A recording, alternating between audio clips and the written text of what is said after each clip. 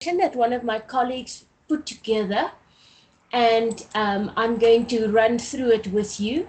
It is, hopefully, we're going to get through it as quickly as possible. So, first of all, um, in the foundation phase, they focus on learning to read. Then, when we get to the intermediate phase, the focus then shifts to reading for learning. Learners struggling to read will have trouble with reading for learning, and therefore it is crucial for us to address this. We must also remember that reading is a code, and anyone can learn to read by using this code. So even if we get them in intermediate phase and the learners struggle to read, we can still teach them this code. So in the foundation phase, they look at phonemic and phonological awareness. This is where they learn about the sounds, um, what it sounds like. So the letters, what the letters sound like, and then if we blending the letters, it makes different sounds. Then we also they go on to teach them that by putting these alphabet letters together or the sounds together, they then form words. And by putting words together, we make sentences, and then that becomes a story or that holds meaning. So decoding gets taught to them in the foundation phase by by breaking up the sounds, and they learn it from there. We're going to watch a video. It's about 10 minutes. I'm going to play. Just make sure that you let me know if you can't hear.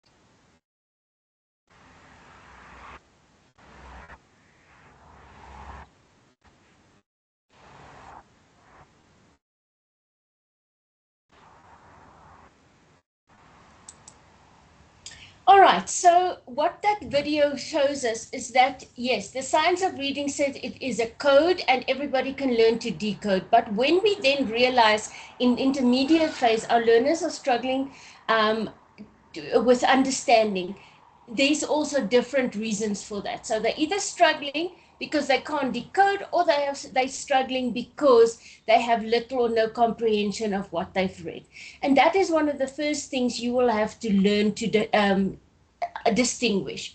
So when we teach learners to read in the intermediate phase, we make use of group reading. So group reading is the best way we recommend for you. Reading is not an automatic process, it has to be taught. All right? And to establish the reading level of learners, we use a rubric, but remember, we don't show the learner this rubric because that is just for our purposes. So we will, once we've determined the different reading levels of the learners, we will then divide them in reading ability groups. And we generally say not more than 6 in an ability group. So you might have more than one group, ability group of the same ability, if you understand what I'm saying. The first thing we would do is to activate background knowledge about a topic. So like this lady mentioned, she starts with a picture and she ascertains what the learners know. And this also assists in raising their grasp on the meaning of the text. We use pictures, and then the next thing we might use vocabulary flashcards, or you might have a list of vocabulary words. I think I've dealt with this already. When learners learn to read, they in preschool, they start with a phonemic awareness. Then they build up to the alphabetic principle. Then they start building the learner's vocabulary. Then they learn about phonics, and we have to drill the phonics, and then we get to sight words. So that's basically the steps they follow in foundation phase to teach them to read. Now, when we are establishing the reading levels, we must make sure that the text is adequate for the learners. We usually put them into, we provide them with 3 different texts. So one that's easier, so one that's below their grade level, and one that is a little bit further than their grade level. It might be just later in the same year, or it could be the next year. But we must remember, when you are testing reading levels, you must check it regularly to start seeing if what you are doing is the right thing. So text must be easy to read. Learners must be able to read between 90 and 95% of the words. Keep the correct font in mind. Often the font of the text might make it difficult for learners to read. The learners must be encouraged to read fluently. They must use correct intonation and expression. Learners must be able to analyze difficult words, and we must encourage no finger reading. So this is where you start when you're testing their reading levels. This is basically a rubric that you would use to ascertain their reading levels. Level 1, this learner doesn't recognize any letter-sound relationships. They struggle to decode. And it moves to the other side, where the learner knows many common words. He can decode words he has not seen previously. There's some fluency, there's expression, that type of thing. And then the levels in between. Remember, you will get the slides later. So the benefits of group reading: the learners of the same abilities are in the same group. So that is easier for the teacher to work with the learners if they all have similar challenges. The teacher is then able to listen to the learners read aloud, and by changing the groups every day, you should get around to all the groups in a week. The rest of the learners in the class are kept busy with reading activities while you have one group practicing reading aloud. Differentiated group activities focus on 2 components of reading challenges: decoding and comprehension. So firstly, when you have the group in front of you, you will revise phonics every week. Okay, so you're going to build on the phonics from foundation phase. You can even ask the foundation phase for their lists of phonics, and then you build on that. Another place to start is on the sight words that they use. There's lists of sight words that they use in foundation phase. And then, of course, we have our theme vocabulary words, which you will have depending on what your theme is that you're doing in your cycle. Remember, differentiated text, that means that the texts are decodable. It has words with the phonics sound and the vocab words that you are doing in class. So that's what decodable texts are. And there's always comprehension activities. It doesn't always have to be questions that must be written. It sometimes can be other things. I'm sure you can think of a couple of others. Now, the reading process that must always be followed. We start with pre-reading, then read, and then the post-read. So pre-read is when we activate the why, the background knowledge. We activate what the child knows before we start reading. We show pictures, ask questions, you look at the title, illustrations, anything on the text. You ask them to skim and pick up, can they see any character names? Can they think how many characters there are by just skimming? Another very lovely activity is to use a KWL chart. Now, this is a KWR chart that we use for pre-reading. You literally draw a K and W and an L on the board, and you get learners to say, what do you know? What do you want to know? And what have you learned? So this we will obviously fill in once we talk about it, or after we start reading, they can start filling this in. So they can even draw this in their books if you want. But the KWL chart is a valuable pre-reading activity. Then during reading, the first step is obviously you modeling the text to readers. You will focus on your intonation, your volume, your expression. Remember, using all these senses are part of teaching them or inferring meaning into your texts. So you are using intonation, you might change your voice, you go a bit faster, you pause, you go a bit slower, or if it's something sad or something exciting, you will adapt your voice accordingly.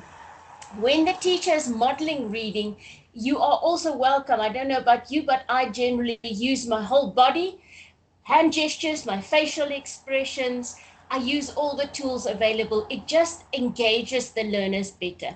This also assists in clarifying the meaning of the text.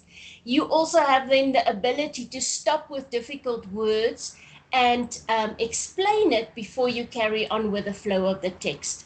Remember, a text during reading can be read more than once.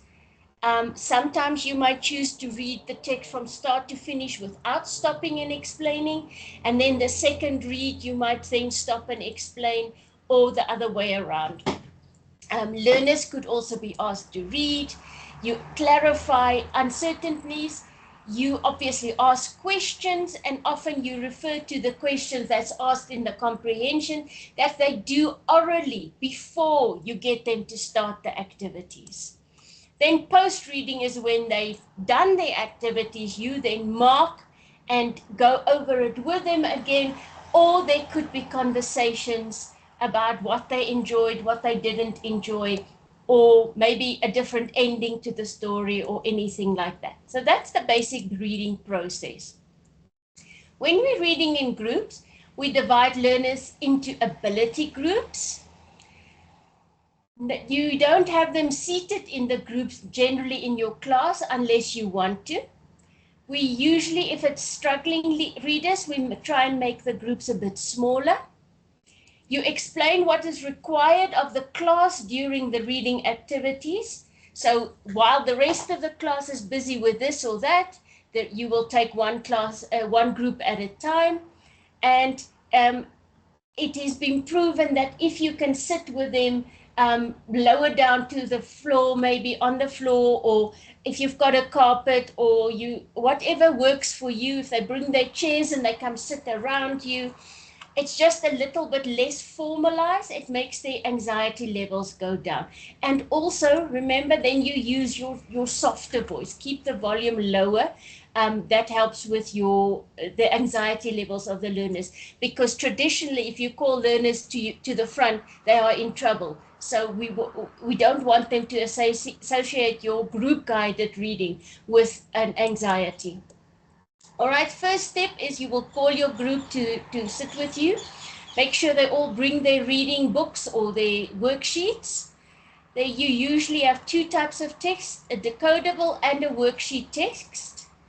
And you will make them sit in a circle. Just if we can look at the two texts, if you refer to our extra reading, extra classes worksheets that we provide you with, you will see that there's decodable text that's based on the phonics words as well as the comprehension text. So that's what we mean with two types of texts.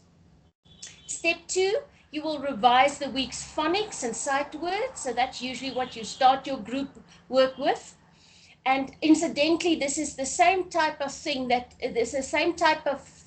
strategy that you follow when you're doing intervention or extra classes. Then you will go through the decodable text. Obviously, if it's the higher ability groups, they will go quicker than the lower groups. And you could then move on to the group guided text. You will talk a little bit about the text, explain what it means. Then you will give them a couple of minutes to skim the text in silence. You will then ask one or two of them possibly to read for you. You could even read, if they are a little bit nervous, ask two of them to read together. Then you listen when they read, and this is where you would have an observation sheet where you could make little notes. If a learner gets stuck on a word, you will give them time to try and figure it out. Help them sound it out. If it's not a word that can be sounded out, then you tell the learner what the word is, and they have to repeat the sentence so that they can read it properly. Then, if time allows, you ask the learners to read the text again.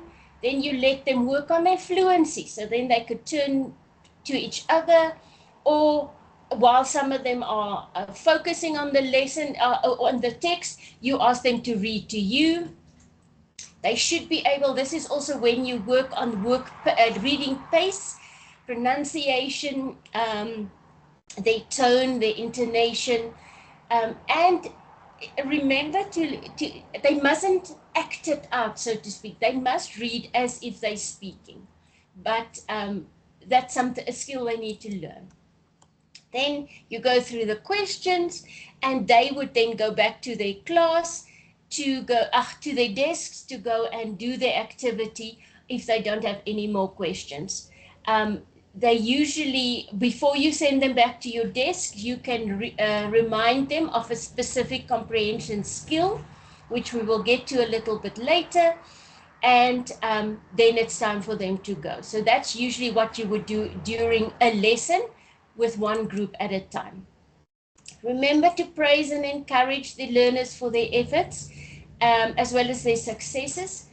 Confidence is a huge part of reading, and if the learners feel safe and confident, they will develop their skills so much easier.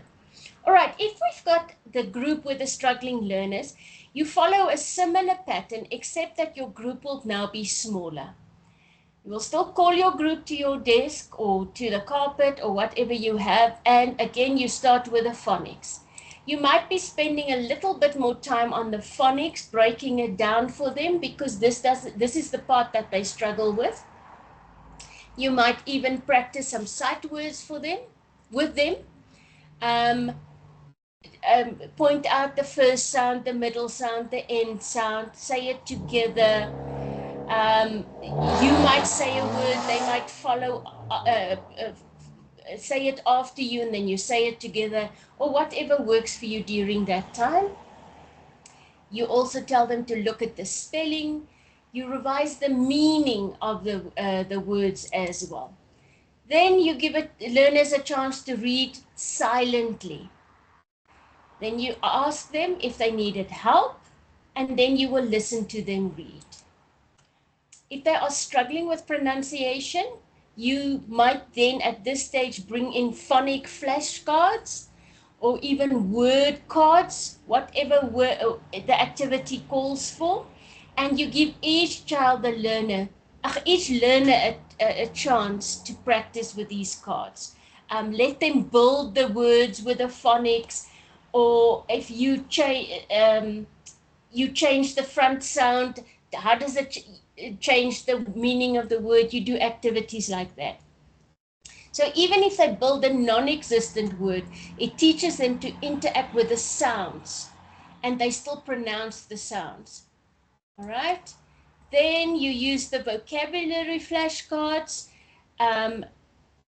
So as you will notice with the struggling learners, we don't focus on the reading as much as we do on the individual, the phonics, the vocab, breaking it up, teaching them to sound the words, to break up the syllables, to work on pronunciation, because that's obviously the part that they struggle with.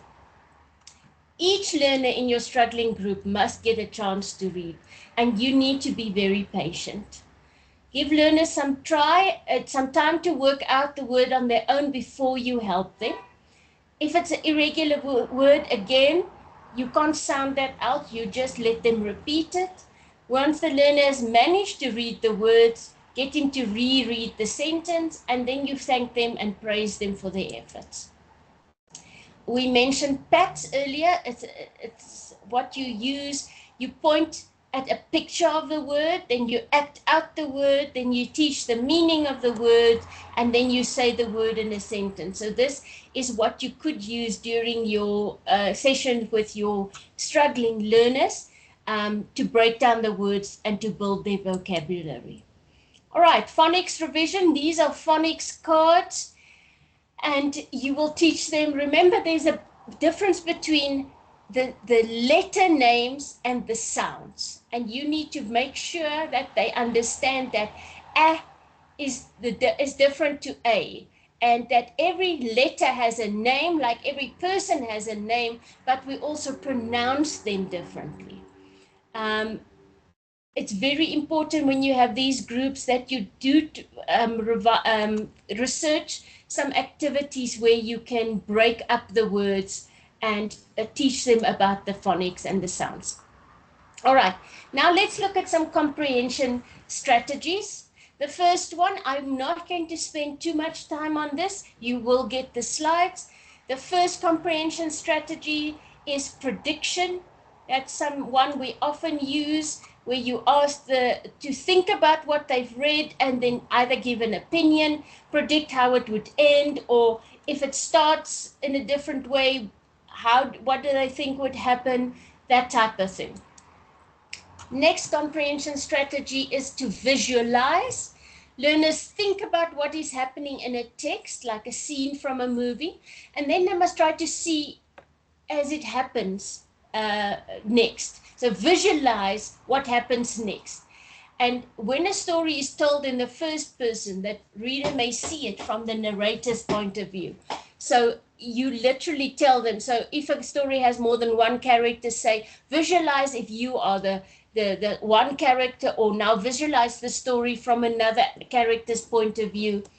That's the second one. The next one is search the text. It's like skimming. We ask them to recall certain information, search in the text for the place where it takes place, or certain words. There's different ways in which you can use this strategy. The next one is summarize. And yes, this is a very important one, where it starts as a comprehension activity, where you point out when you're reading a text that we must pull out the key points, the most important things. And that then later on must translate into when we ask them to do summaries in their tests. The next one is think about the text. This I wonder. Making connections, very important, make connections with their own lives, or you compare texts together, or you compare in different surroundings, different worlds. The world today, the world long ago, that type of thing. Making inferences, making a good guess about what is not explicitly stated or directly in the text. So they have to put together from things that they've read, they have to put together different ideas. Then evaluation, that's where they make a judgment on a certain aspect of the text based on the evidence, right? This is something I came about when I was preparing. I don't know how many of you have ever taught study skills to learners, but this is something I was remembering when I was preparing. This is a very good strategy to teach learners to study in their other subjects. It's an active reading strategy, SQ3R. It means they survey, they question, they read, recite, review. They survey, they skim, they obtain understanding of the content, so an overview. They skim titles, headings, pictures, graphs, bolded phrases, and chapter summaries. Then they make up questions, so not necessarily questions that's in the comprehension. They make up their own questions. They form questions about what information they are seeking. Then they read to learn the answers to these questions that they formed. They recite the new information that they've learned. They might even at this stage make notes. And then they review by going over the key learning concepts, the big ideas, and they practice recalling by asking the questions and giving the answers without referring back to the text. So this is just an added thing, maybe not specifically for the language class, but something that you might be able to look into. Literacy is a bridge from misery to hope. And this is from Kofi Annan. And I think literacy is very important in our lives, but at the moment, I think some of us feel like we are in a hope of a big mountain of misery. I hope that you remember that we must help our learners to unlock all these things. I wanted to also show you, I don't know why the other one didn't come through. I will, when I post the slides to you, I'll show you. There's a link here on this slide that you will get when you get the full version of the slides. There's two manuals, one for the intermediate phase, one for the senior phase, which are really valuable. It's got lots of extra tips and strategies for you when you're teaching reading, which were brought out by us in the Gauteng province. So you will be able to go refer back to that. All right, I'm going to say that is the end of my presentation. Again, I did rush a little bit, but I think you understand that in these sessions, I try and give you an overview of a topic with a couple of practical tips. By no means is this a comprehensive guide to how you teach reading, but we do encourage you to focus on group guided reading and the comprehension strategies. So I want to encourage you, when I send the slides, this last slide has the 2 cover pages of the books, and there's a link where you can find the books. They are on my share drive. And other than that, I hope you learned a little bit. I will see you at the next session. Thank you very much for tuning in.